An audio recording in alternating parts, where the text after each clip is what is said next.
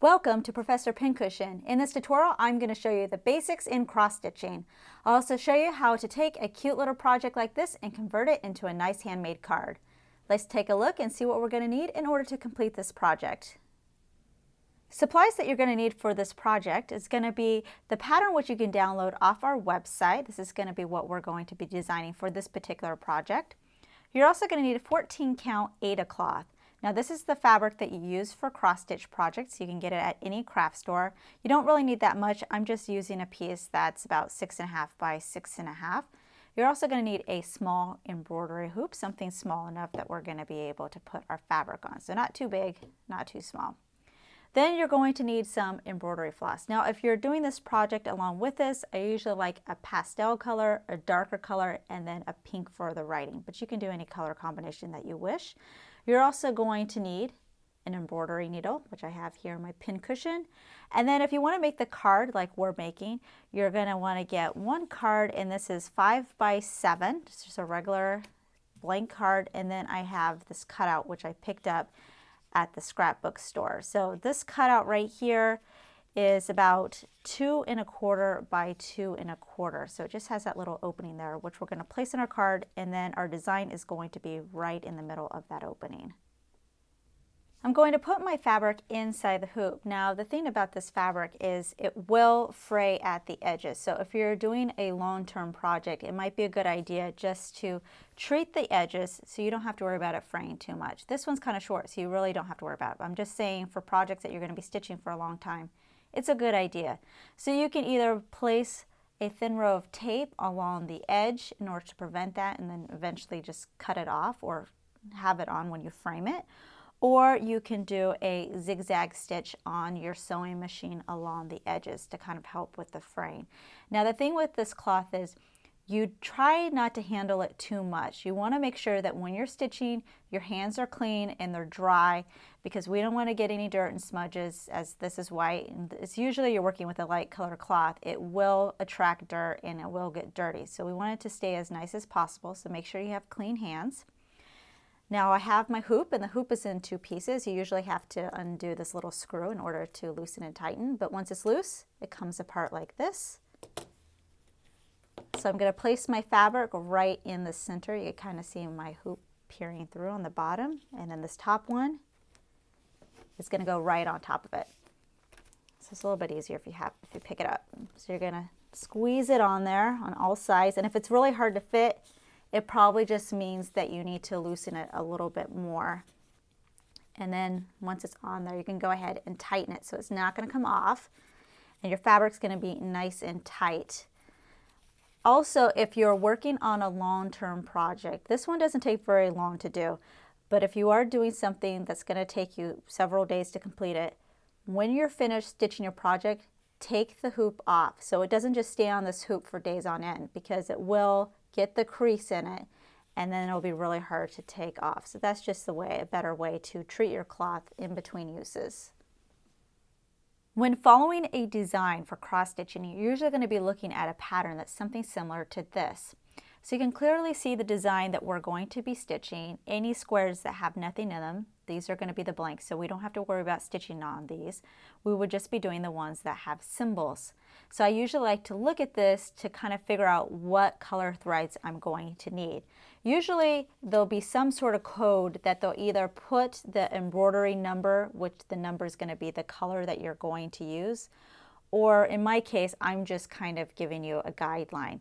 So here again, blank means that we're going to leave it blank. We're not going to do any stitches. X means you're going to use a pastel color, so a light color, and then 0 is going to be a dark color. So if I was to pull this down, all these X's here are going to be a light color thread that we're going to be stitching, and then the zeros are going to be the dark color. Now you'll see these are 0 with a line through them. That means we're using the same dark color as this, we're just doing a half stitch instead of a full cross stitch. So when we start to stitch it, I'll get more into that to show you an example. Next, you're going to want to cut a piece of embroidery floss. Now the important thing is not to cut it so it's too long. About 14 to 16 inches is a good length. If it's too long, it can get knotted up really easily, or it can start kind of fraying as you keep putting it through the fabric. So I would start about 14 inches. Now if you look at your embroidery floss, very carefully, what you're going to notice is that one strand has about 6 individual strands. For what you're doing, you actually only need 2 of these strands at a time. So I'm going to pull one apart, and the easiest way to do this so it doesn't turn into a knot is I pull out one strand from the bunch, I take the rest of it, and I just gently pull the one strand out. So I'm not just pulling them both apart at the same time, I'm only pulling at one end. And then I need one more. So I pull this second strand that I want to use, and then gently pull from one side. And that'll prevent you from getting a knot. Then I'm going to take my 2 strands and I'm going to place them together to form another single strand. And I'm going to place this on my embroidery needle. And you're not going to tie a knot at the end.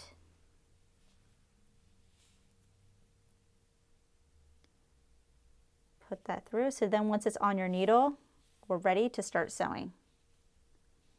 Now I'm going to show you how to start a cross stitch. I'm going to use pink thread so it shows up a little bit easier. If you look at your fabric, you're going to notice that it has a bunch of dots or holes all over it, and what it forms is a square. So we have 4 holes at the corner of each square, which is handy because if you look at our pattern, it is also made up of a bunch of squares, and all we're doing is stitching one square at a time using these holes. So you're going to take your floss, and I always start on the back of the fabric coming up through it. And I'm not going to pull it all the way through. I'm going to leave about 1 inch on the back. So if I was to flip this over, here you can see my thread coming through. Whoops, a little bit too much there. Let's pull some of that back. There we go. So about 1 inch. I'm going to hold it with my finger as I flip it back around. Okay, so there's my stitch. And then I'm going to go in the hole that's diagonal from that and bring my thread through. Again, I'm still holding in the back, and don't pull too fast because we don't want to cause any knots. So there's half of my cross stitch. Then I'm going to come up right through this top hole here. Before I pull it all the way through, you can see what I'm doing is I'm just trying to form an X in this one block here, this one square. But before I pull it all the way through, I'm going to turn my fabric back around, see where my thread is still being held. What I'm going to do is make sure that my tail of my thread gets put right in the middle of the loop that I'm creating here. Okay, so it's a little hard to see here, but there's my tail that I was holding. Here's my loop, and making sure that when I pull this loop, it goes right over that tail. Turn it back around. Now I can finish the X or the cross, which makes the cross stitch.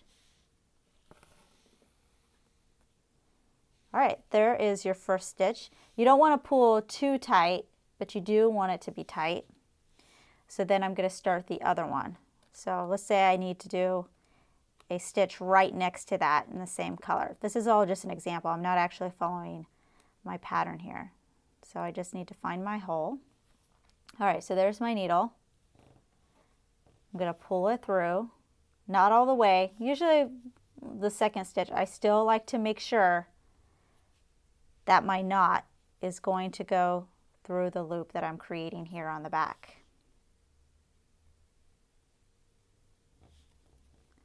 So you're just going to make sure it's going to get caught in that loop. I'm just going to hold it with my thumb here, like that. So once you've done it a few times, you can go ahead and bring in your scissors and cut it. So I can just cut it there because now I know that it's not going to come through and come out. So this is kind of a better alternative than just tying a knot and then having a bunch of knots on the back. So the back is going to look just as nice as the front. So then I'm going to go back. So I'm going one hole, going diagonally.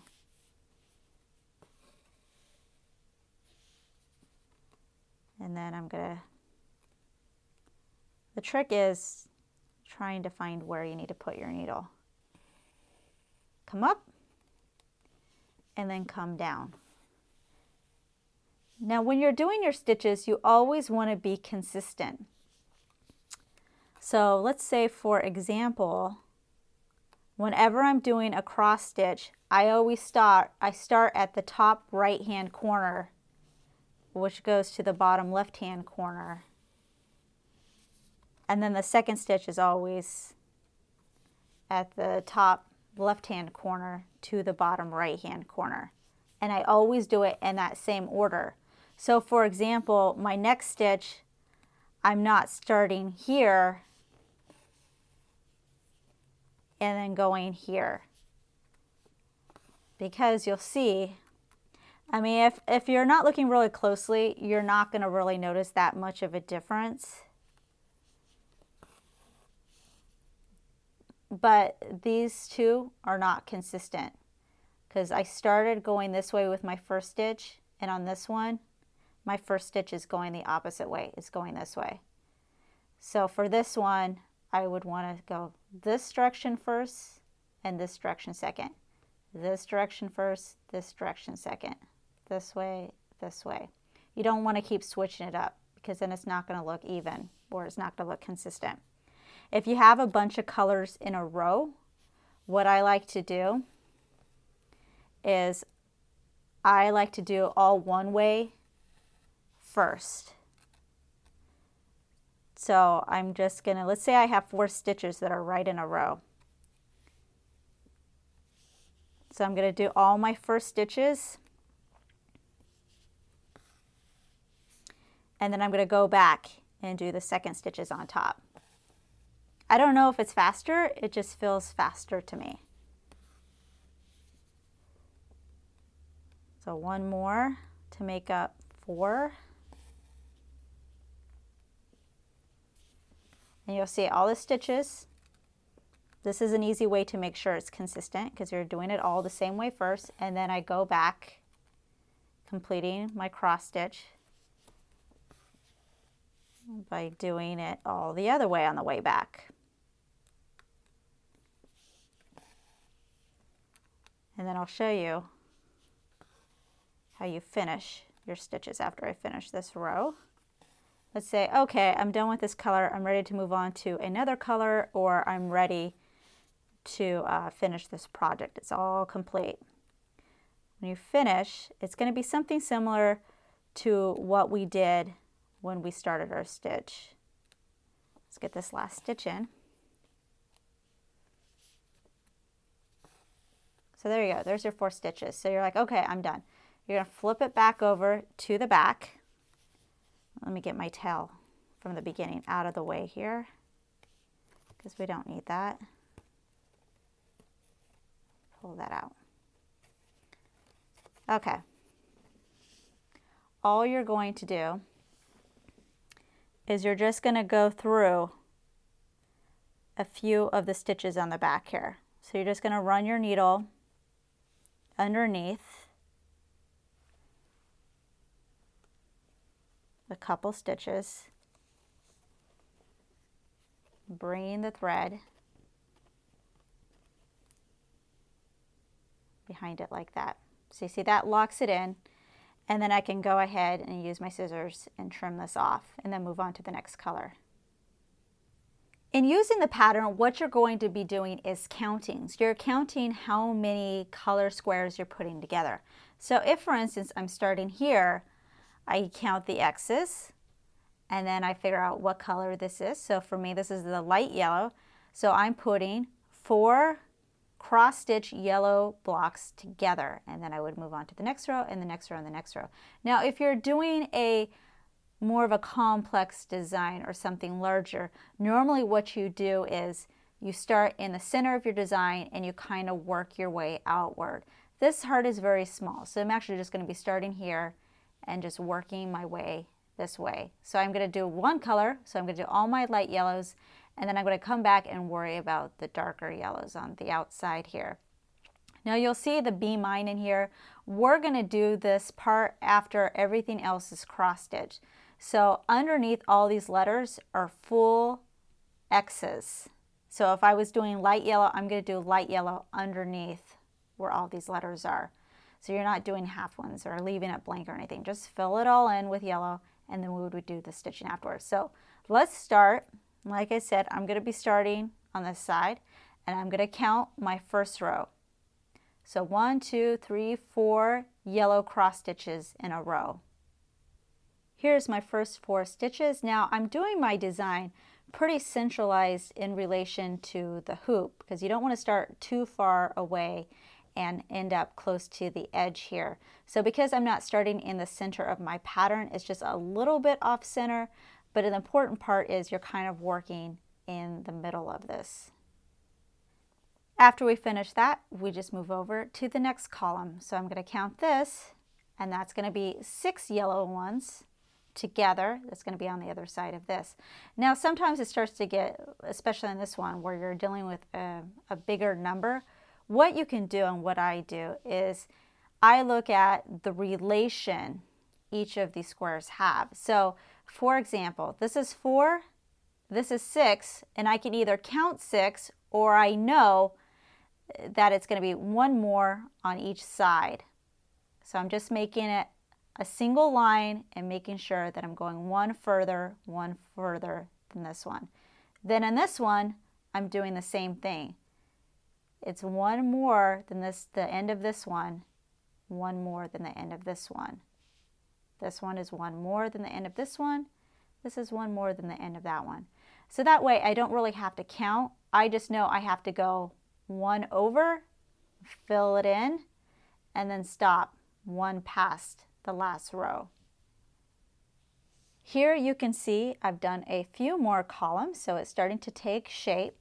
Now if you find that you start running out of thread out of your one color, go ahead and finish it off like I showed you and grab another couple of strands and restart from where you left off. Some people tend to wait till there's just barely enough thread hanging on. That just makes it really difficult for you to finish it. So I definitely recommend at least leaving on a couple of inches when you're ready to end it, because otherwise it's just too hard to knot. After I finish all my X's, I can then move on to the O's. So it's the same sort of thing. Again, I'm going to do dark yellow for this. I'm starting down here at the bottom. I'm counting 3, then I'm moving up and moving up and moving up. Now up here, these are going to be the half stitches, so I'm going to show you how to do that next. I've already created a half stitch right here, but I'm going to show you how I did that. So the first thing is you're going to start your cross stitch as normal. So you're going to do 1 stitch across, and in this particular case I'm going from the bottom right to top left, and then I'm going to act like I'm going to do my other side of my cross stitch. So bottom left, but instead of going all the way through to this circle right here, or this hole, I'm going just past my threads right here. So I'm creating my own hole by only going halfway. And you're going to pull that through, and there you have a half stitch. Now that our main cross stitch is done, we can go ahead and stitch out the letters Be Mine. Now these stitches are not going to be a cross stitch. You're just taking your thread and you're going along the outside of the boxes in order to form the letters. Now I wrote Be Mine, but of course you can do any word that you wish. Just with words that are more circular, it's a little bit more difficult to do. So what I'm going to do is kind of do a back stitch. So maybe I'll start here and I'll move to here, and then I'll start here and go to here forming each one, just outline each of the box. So we'll get a little bit of a closer look on the fabric to show you how to do that. I figure out the placement of my letters by counting down on my pattern. And so I'm starting here. I'm going to start with the E because I've already done the B. If I have a part of the letter that covers more than one block, like the side of the E is 2 down, I'm going to go ahead and just do 2 blocks in one stitch instead of doing the blocks individually. I just think it looks a little nicer, but you can do it however you want. So now I'm just going to do the bottom of the E, and then the middle of the E is 1. The top and the bottom of the E are 2 squares. So here's 1 square because the middle of the E is a little bit shorter. And now I'm going to do the top. So then when I'm done with the B, I can do the next part of the word, the mine. And then your cross stitch is pretty much done. And if you just want to follow us along, and we'll show you how we create it into a card. If you feel like you need to press your fabric after you finish the cross stitch, make sure you do it on the wrong side and you don't use too high of a heat. Next, we're going to trim down so it'll fit in our project. So I'm just using this as my guideline. I'm going to place it how I would like it. Flip it over to the wrong side, and if I need to trim it, I'll go ahead and trim it because obviously I don't want it peeking out on the sides, but you don't want to make it too short where it's going to be coming through the actual window part.